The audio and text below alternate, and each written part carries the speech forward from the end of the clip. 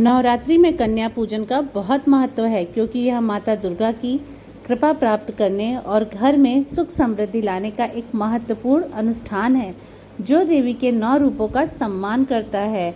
जय माता दी दोस्तों, आप सब कैसे हैं? आई होप सो कि सब बहुत अच्छे होंगे और सबकी नवरात्रि बहुत अच्छी गई होगी। आज रामनवमी है और रामनवमी के दिन कन्या पूजन करते हैं। बहुत लोग अष्टमी में भी करते हैं, बट हमारे यहाँ नवमी के दिन होता है। रामनवमी के दिन हम लोग कन्या पूजन करते हैं। कन्या पूजन का जो महत्व है, जो चीज़ें हैं माता जी से रिलेटेड, और आज के दिन सब घरों में कई लोगों के यहाँ, सबके घर में तो मैं नहीं कह सकती हूँ, लेकिन हाँ कई लोगों के यहाँ कढ़ैया चढ़ती है जिसमें काले चने बनते हैं, हलवा बनता है, पूरी बनता है और माता जी को प्यार से खिलाया जाता है। माता जी इन द सेंस हमारे यहाँ जो कंजक आती हैं, कन्या रूप में जो आती हैं, जिन्हें हम बुलाते हैं और जो हमें ढेरों आशीर्वाद दे के जाती हैं और मन खुश हो जाता है उनके साथ कुछ पल बिताने से।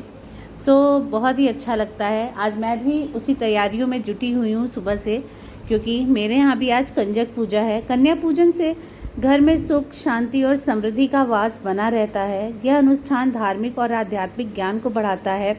हिंदू धर्म में कन्याओं को देवी दुर्गा का रूप माना जाता है, इसीलिए उनकी पूजा करने से देवी की शक्ति को स्वीकार किया जाता है। कन्या पूजन नवरात्रि का एक अभिन्न अंग है जो अष्टमी और नवमी को विशेष रूप से किया जाता है। कन्या पूजन की एक कथा भी है। शास्त्रों में बताया गया है कि इंद्रदेव ने माता भगवती को प्रसन्न करने के लिए उपाय पूछा था। तब ब्रह्मा जी ने उन्हें कुमारी कन्याओं का पूजन करने और उन्हें भोजन कराने का सुझाव दिया था। ऐसा माना जाता है कि देवी दुर्गा ने राक्षस कालासुर को हराने के लिए एक कन्या का रूप धारण किया था। एक कथा के अनुसार माँ वैष्णो देवी कन्याओं के बीच आकर बैठ गई थीं और उन्होंने श्रीधर से पूरे गांव में भंडारा कराने को कहा था। एंड गाइस, एक अन्य कथा में माँ वैष्णो देवी ने भैरवनाथ को मांस और मदिरा खाने से मना किया था, लेकिन भैरवनाथ ने नहीं माना, जिसके बाद माँ ने उन्हें माफ़ कर दिया था और कहा था कि मेरे दर्शन के बाद तुम्हारे दर्शन करना अनिवार्य होगा। अनुष्ठान की शुरुआत में कन्याओं का स्वागत करें। कन्याओं के पैर धोकर उन्हें आसन पर बिठाएं। कन्याओं को कलावा, पवित्र धागे, माथे पर लाल कुमकुम लगाएं। कन्याओं को पूड़ी, काले चने, नारियल और हलवे का भोग लगाएं। कन्याओं को उपहार जैसे चुनरी, चूड़ियाँ और नए वस्त्र दें। कन्याओं को फल और दक्षिणा क्षमता के अनुसार दें। कन्याओं का आशीर्वाद लें और उन्हें थोड़ा अक्षत देकर उनसे अपने घर में छिड़कने को बोलें। कन्या पूजन एक महत्वपूर्ण धार्मिक अनुष्ठान है जो माता दुर्गा की कृपा प्राप्त करने और घर में सुख समृद्धि लाने में महत्व करता है। भक्तों का मानना है कि देवी छोटी लड़कियों में निवास करती हैं और नवरात्रि के दौरान उनमें देवी के 9 रूपों की पूजा की जाती है। यह अनुष्ठान इस तत्व से भी जुड़ा है कि स्त्री ऊर्जा, दयालु और सभी को बुरी भावनाओं, अहंकार, घृणा, ईर्ष्या, मोह आदि से बचाती है। और गाइस, हम सब भी इसी से हमको सबक लेना चाहिए या सीखना चाहिए कि हमें अहंकार तो बिल्कुल भी नहीं करना चाहिए। अहंकार से ही बहुत सारी ऐसी भावनाएं उत्पन्न होती हैं जो मनुष्य का मस्तिष्क में जो उसकी बुद्धि है, जो चीज़ें हैं, जो वो बहुत अच्छा इंसान हो सकता है, तब भी अहंकार की वजह से वो सब कुछ भूल जाता है। नवरात्रि के दौरान भक्त माता को प्रसन्न करने के लिए कन्या पूजन करते हैं। माता की पूजा में कन्या पूजा के महत्व है और इससे बड़ी पौराणिक कथा के बारे में आज हम आपको बताएंगे। चैत्र नवरात्र हो या शारदीय, दोनों में ही कन्या पूजन का विशेष महत्व है। नवरात्रि के दौरान व्रत रखने वाले भक्त अष्टमी या नवमी तिथि को कन्या पूजन करते हैं और कन्या को भोजन करवाते हैं। कन्या पूजन की ये परंपरा सदियों से चली आ रही है, लेकिन इसकी शुरुआत कैसे हुई और कन्या पूजन का महत्व क्या है, इसके बारे में आइए आज विस्तार से जानते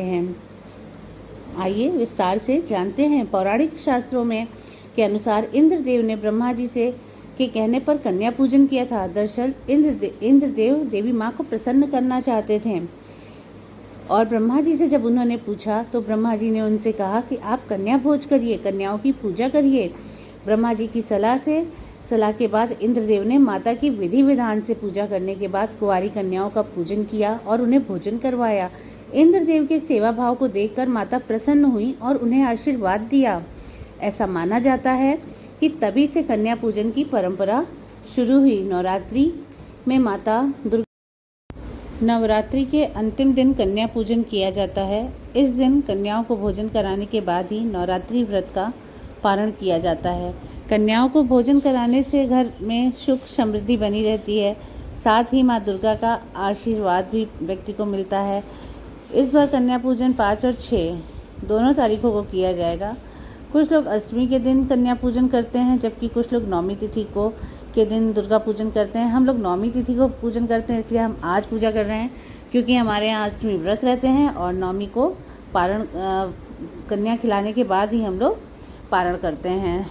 तो हम सब लोग जो लोग व्रत करते हैं वो खासकर उनको पता होता है कि कन्या खिलाने के बाद ही हमको व्रत का पारण करना होता है।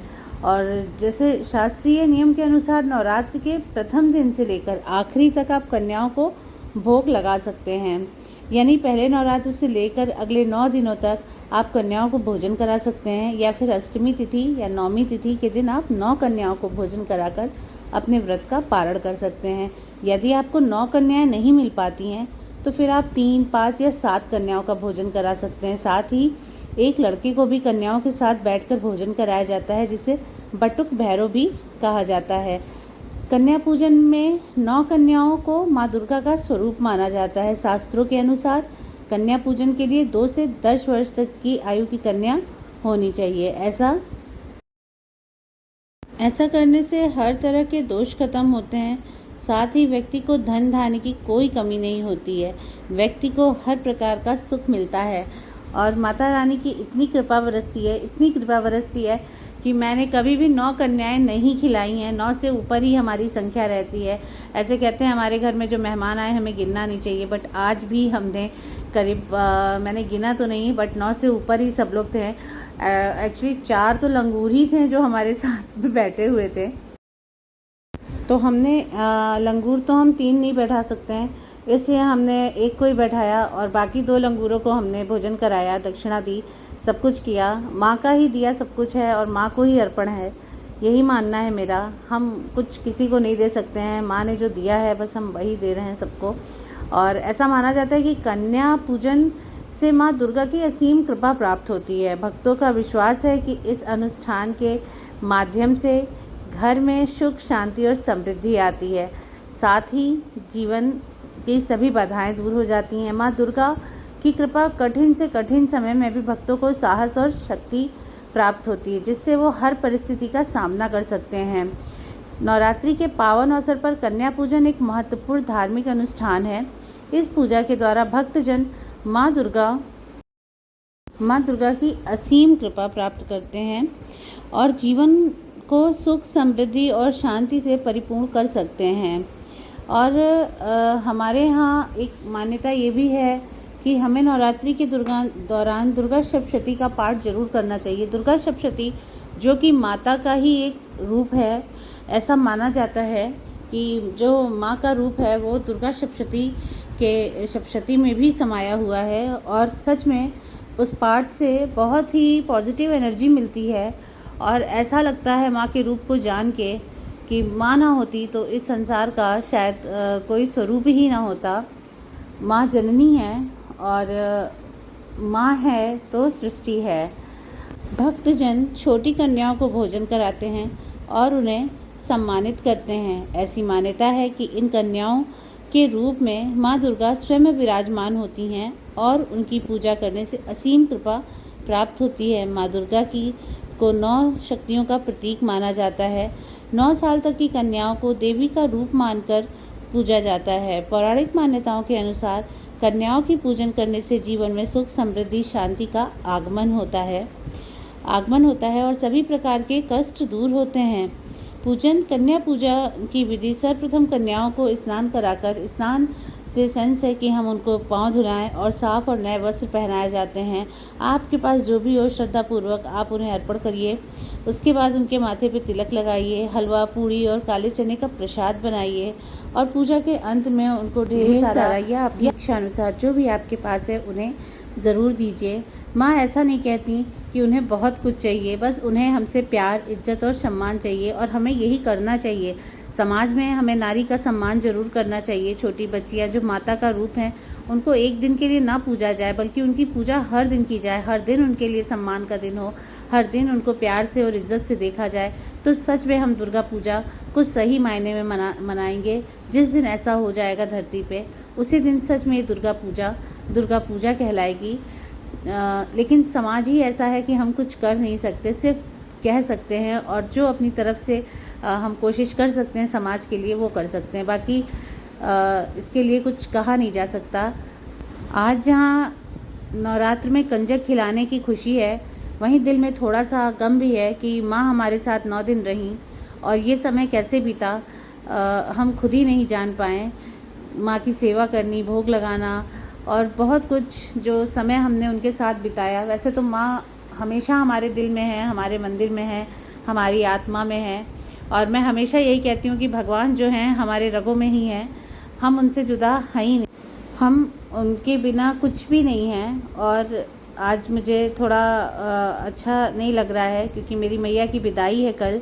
आज इतवार था, तो हम लोग इतवार के दिन कहीं भी कन्याओं की, बहुओं की, बेटियों की विदाई नहीं होती, तो उसी स्वरूप में हम माँ की भी विदाई आज नहीं कर सकते हैं। तो कल जल्दी ही उठ के हम लोग विसर्जन भी करेंगे और बहुत मन में दुख भी है, खुशी भी है। फिर मिलेंगे माँ से। शारदीय नवरात्र का इंतज़ार रहेगा और वाकई ये 9 दिन ऐसे अच्छे से बीतते हैं कि कुछ भी नहीं पता चलता है कि कब कहाँ पे क्या करना है क्या नहीं। बस मन जो है जय माता दी, जय माता दी सबके साथ यही रहता है। घर परिवार और इस संसार में इंसान थोड़ा सा समय भगवान के लिए निकाल लेता है। लेकिन हमको जो हमारे प्रभु हैं ना, उन्हें हमसे यही चाहिए, क्योंकि ईश्वर भी कहते हैं कि आप कर्म करिए, कर्म ही आपकी भक्ति है और कर्म ही आपका पूजा है। सो गाइस, मिलेंगे हम आपसे फिर नेक्स्ट ब्लॉग में, और शारदीय नवरात्र का हमें पूरा इंतज़ार रहेगा, आप लोग को भी रहेगा, आई होप सो। और माँ की विदाई जो है सबके लिए फलदायी हो और माँ सबको भर भर के आशीर्वाद दे। और यहाँ पर हमारी कंजक की भी विदाई हो रही है। सो सब कंजक अब जाने वाले हैं और बहुत अच्छा लगता है इनके साथ समय बिता के। घर एकदम खुशहाल माहौल हो जाता है घर का, और बहुत ही दिल से मुझे इतना नवरात्रि का त्यौहार पसंद है कि मेरे पास कोई शब्द नहीं जिन्हें मैं शब्दों में इसे बता सकूं। बस यही है कि माता रानी अपना आशीर्वाद हम सब पर बनाए रखें। और यहाँ पर सबसे टाटा बाय बाय करने के बाद से अब मैया जी हमें खूब आशीर्वाद दें, आप सबको आशीर्वाद दें। जय माता दी, जय